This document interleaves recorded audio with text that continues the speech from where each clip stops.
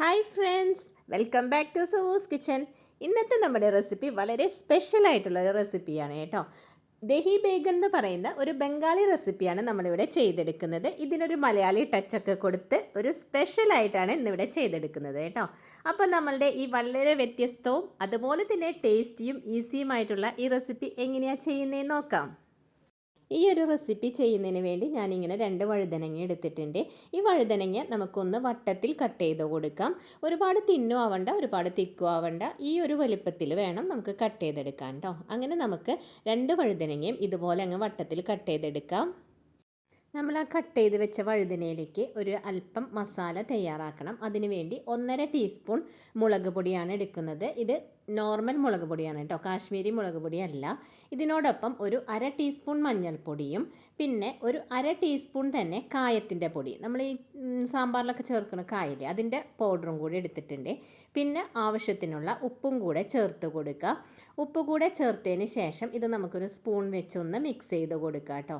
ഇങ്ങനെ മിക്സ് ചെയ്തതിന് ശേഷം ഇതിലേക്ക് ഒരല്പം വെള്ളം കൂടെ ചേർത്ത് ഇതിനൊരു പേസ്റ്റ് പരുവത്തിലേക്ക് നമുക്ക് ആക്കിയെടുക്കണം. അപ്പോൾ കുറേശ്ശെയായി വെള്ളം ചേർത്ത് ഇതിനൊരു പേസ്റ്റ് പരുവത്തിലേക്ക് ആക്കിയെടുക്കാം. ഈ മസാലയുടെ കൂട്ടിലേക്ക് നമ്മൾ നേരത്തെ കട്ട് ചെയ്ത് വെച്ച വഴുതനങ്ങ ഉണ്ടല്ലോ, അതൊന്ന് ഇട്ട് കൊടുക്കുക കേട്ടോ. എല്ലാ പീസസും ഇതിലേക്ക് ചേർത്ത് കൊടുത്ത് ഇത് നന്നായിട്ട് ഈ മസാലയുമായിട്ടൊന്ന് മിക്സ് ചെയ്ത് കൊടുക്കാം. അപ്പം ഞാനിവിടെ ഇത് മിക്സ് ചെയ്തിട്ടുണ്ട്.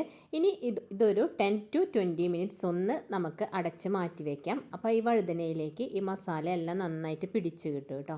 അതിന് വേണ്ടിയിട്ടാണ്.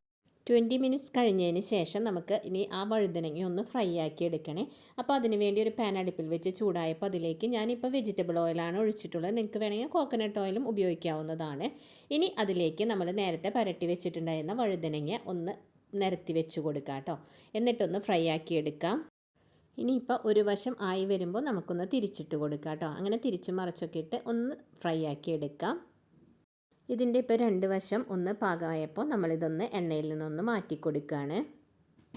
നമ്മളപ്പോൾ പരട്ടി വെച്ചിരുന്ന വഴുതനങ്ങയെല്ലാം ഞാൻ 2 ട്രിപ്പായിട്ടെല്ലാം ഫ്രൈ ആക്കി എടുത്തിട്ടുണ്ട്. അടുത്തതായി ഇതിലേക്കൊരു അരപ്പ് തയ്യാറാക്കാനായിട്ട് നമുക്കൊരു മിക്സിയുടെ ജാർ എടുത്ത് അതിലേക്ക് 1/2 കപ്പ് തേങ്ങ ചെരുകിയതും അതിനോടൊപ്പം ഒരു 6 7 ചെറിയ ഉള്ളിയും കൂടെ ചേർത്ത് കൊടുക്കാം. ചെറിയ ഉള്ളി ഇതുപോലെ ഒന്ന് കട്ട് ചെയ്ത് ചേർക്കുകയാണെങ്കിൽ നമുക്ക് പെട്ടെന്ന് തന്നെ അരച്ചെടുക്കാൻ എളുപ്പമാവും. അടുത്തതായി നമുക്ക് ഇതിനോടൊപ്പം 1 കപ്പ് തൈര് കൂടെ ചേർത്ത് കൊടുക്കാം കേട്ടോ. തൈര് കൂടി ചേർത്തതിന് ശേഷം നമുക്കിതിലേക്ക് ഒരു 1/2 ടീസ്പൂൺ ജീരകത്തിൻ്റെ പൊടി, അതായത് നല്ല ജീരകം, ക്യുമിൻ സീഡിൻ്റെ പൗഡറാണ് ഇട്ടിട്ടുള്ളത്. ഇതിന് പകരം വേണമെങ്കിൽ ജീരകമാണെങ്കിൽ 1 ടീസ്പൂൺ ചേർക്കാം കേട്ടോ. നമ്മളപ്പോൾ ഇതെല്ലാം കൂടി നന്നായിട്ട് അരച്ചെടുത്തിട്ടുണ്ട് കേട്ടോ. ഇനി നമുക്ക് കറി തയ്യാറാക്കാൻ തുടങ്ങാം. അതിനുവേണ്ടി ഞാനൊരു സോസ് പാൻ അടുപ്പിൽ വെച്ച് ചൂടായപ്പോൾ അതിലേക്ക് 1 ടേബിൾ സ്പൂൺ എണ്ണയാണ് ഒഴിച്ചു കൊടുത്തിട്ടുള്ളത്. ഇനി ഞാൻ ഇതിലേക്ക് ചേർക്കുന്നത് പച്ചമുളകാണ്. 5 പച്ചമുളക് വട്ടത്തിലരിഞ്ഞാണ് ചേർക്കുന്നത് കേട്ടോ. ഇത് അത്യാവശ്യം എരിവുള്ള പച്ചമുളക് ആയതുകൊണ്ടാണ് ഞാൻ 5 എടുത്തത്. എരിവ് കുറവാണെങ്കിൽ കൂടുതൽ എണ്ണ എടുക്കുക കേട്ടോ. അത് നിങ്ങളുടെ ഓരോ പച്ചമുളകിൻ്റെയും എരിവിനനുസരിച്ച് വ്യത്യാസപ്പെടുത്തുക. അതുപോലെ തന്നെ ഇതിലേക്ക് ഇനി ഒരു മീഡിയം വലുപ്പത്തിലുള്ള സവോള ചെറുതായിട്ട് കട്ട് ചെയ്താണ് ചേർക്കുന്നത്. വലിയ സവോളയാണെങ്കിൽ പകുതി പോർഷൻ എടുത്താൽ മതിയാവും. അപ്പോൾ ഈ സവോള ഒത്തിരി നേരം ഒന്ന് ഇളക്കി കൊടുക്കണ്ട കേട്ടോ. 1 മിനിറ്റ് മാത്രം ഇളക്കി കൊടുക്കുക. കാരണം അതിൻ്റെ ആ ക്രിസ്പിനെസ് നഷ്ടപ്പെടരുത്. ഇങ്ങനെ ട്രാൻസ്പാരൻ്റ് ആയിട്ടൊന്നും വരേണ്ട ആവശ്യമില്ല. അപ്പോൾ നമ്മളുടെ സവോള നമ്മളിവിടെ 1 മിനിറ്റ് മാത്രം ഇളക്കി കൊടുത്തിട്ടുണ്ട്. അതിന് ശേഷം ഇതിലേക്ക് നമ്മളിനി ചേർക്കുന്നത് കടലപ്പൊടിയാണ് കേട്ടോ. 1 ടീസ്പൂൺ കടലപ്പൊടിയാണ് ചേർത്ത് കൊടുക്കുന്നത്. അപ്പോൾ ഈ കടലപ്പൊടിയും സവോളയും കൂടി നന്നായിട്ടൊന്ന് മൂപ്പിച്ച് നല്ലൊരു മണം വരുന്നത് വരയ്ക്ക് മിക്സ് ചെയ്ത് കൊടുക്കാം. ഇപ്പം നമ്മളുടെ കടലപ്പൊടിയൊക്കെ മൂത്ത് നല്ലൊരു മണം വന്ന് തുടങ്ങിയിട്ടുണ്ട്. ഈ സമയത്ത് നമ്മൾ ഇതിൻ്റെ ഫ്ലെയിം തീരെ താഴ്ത്തി വെക്കുക കേട്ടോ. ഒട്ടും തന്നെ കൂട്ടി വെക്കരുത്. അതിന് ശേഷം നമ്മൾ അരച്ചെടുത്ത അരപ്പുണ്ടല്ലോ, അത് ഇതിലേക്ക് ഒന്ന് മിക്സ് ചെയ്ത് കൊടുക്കാം. ഇനി നമുക്കിതിലേക്ക് ആവശ്യത്തിനുള്ള ഉപ്പും കൂടെ ചേർത്ത് കൊടുക്കാം. നമ്മൾ നേരത്തെ വഴുതനങ്ങ ഉപ്പ് ചേർത്തിട്ടായിരുന്നു ഫ്രൈ ചെയ്തത്. അപ്പോൾ ഈ ഗ്രേവിയിലേക്ക് ആവശ്യത്തിനുള്ള ഉപ്പ് മാത്രം ചേർത്ത് കൊടുക്കുക. ഒട്ടും തന്നെ തീ കൂട്ടി വെക്കരുത് കേട്ടോ. സിമ്മിൽ തന്നെ വെച്ചേക്കണേ. അടുത്തതായി ഇതിലേക്ക് നമ്മൾ നേരത്തെ ഫ്രൈ ചെയ്ത് വെച്ച വഴുതനങ്ങ ഉണ്ടല്ലോ, അതൊന്ന് ചേർത്ത് കൊടുക്കാം.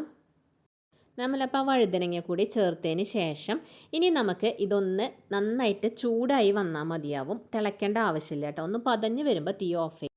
ഇപ്പോൾ ഇവിടെ ഇതൊന്ന് പതഞ്ഞ് വന്നിട്ടുണ്ട് കേട്ടോ. അപ്പോൾ ഞാൻ തീ ഓഫ് ചെയ്ത് കൊടുക്കുകയാണ്. എന്നിട്ട് ഇതിലേക്ക് വറവിട്ട് കൊടുക്കാം. താളിക്കാൻ വേണ്ടി ഞാൻ 1 ടേബിൾ സ്പൂൺ എണ്ണ ഒഴിച്ചു കൊടുക്കുന്നുണ്ട്.